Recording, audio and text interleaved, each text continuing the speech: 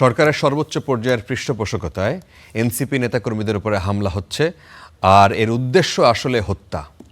এই অভিযোগ করেছেন এনসিপির মুখপাত্র আসিফ মাহমুদ সজীব ভুঁইয়া। বিরোধীদের মোকাবেলায় সরকার গণতান্ত্রিক পথ না নিয়ে দমনপীড়নের পথ বেছে নিচ্ছে বলে দাবি করেছেন এই দলটির নেতারা। হবিগঞ্জে হামলায় চোখ হারানো আলিফকে আজকে দেখতে গিয়েছিলেন হাসপাতালে, সেই সময় নেতারা এসব কথা বলেন। এখনো কলেজের গণ্ডি পেরোননি আলিফ, এর মধ্যেই তার চোখের আলো কেড়ে নিল রাজনৈতিক প্রতিহিংসা। বাম চোখে দেখতে পারবেন না কখনোই। চিকিৎসকরা বলছেন বাম চোখে আলো ফেরার আর কোনো সুযোগ নেই।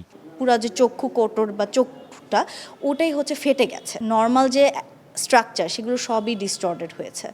এখন এরপর থেকে তো ওভাবে আসাটা, আমাদের চোখের সামনের মনিটাই যদি ক্ষতিগ্রস্ত হয় তাতেই আমরা কিছু দেখতে পাই না। অস্ত্রোপচার শেষে তাকে দেখতে হাসপাতালে আসেন এনসিপি নেতারা। এ সময় তাদের অভিযোগ আলিফকে রড দিয়ে পিটিয়েছে বিএনপির নেতাকর্মীরা। একটা রড দিয়ে তার বাম চোখে কিভাবে আক্রমণ করা হয়েছে, আমাদের মেডিকেলের ভাষায় গ্রিভিয়াস হার্ট বলি তাকে, যে চোখে রডটা ঢুকে গিয়ে পুরো চোখের যে আইবল আছে আইবলটা থেতলে গিয়েছে। বিরোধীদের মোকাবেলায় সরকার গণতান্ত্রিক পথ না নিয়ে দমনপীড়নের পথ বেছে নিচ্ছে বলেও অভিযোগ এনসিপির। তারা বলছেন বিএনপি ও আওয়ামী লীগের মতো বিরোধী মত দমনের পথে হাঁটছে। তাদেরকে হত্যার উদ্দেশ্যে হামলা করা হয়েছে। শঙ্কা করছি যে এটা সরকারের সর্বোচ্চ পর্যায়ের পৃষ্ঠপোষকতাতেই হচ্ছে, যেহেতু তারা কোনো ধরনের ব্যবস্থা গ্রহণ করছে না। বিএনপি সরকার গঠনের পরই তারা গণভোটের যে রায় সেখান থেকে তারা চ্যুত হয়ে গেছে এবং তারা জনগণের সাথে প্রতারণা করছে।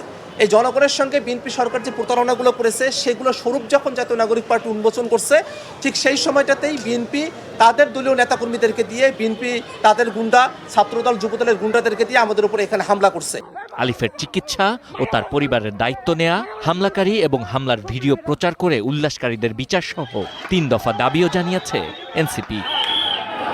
Sabbir Ahmed, star news, Dhaka.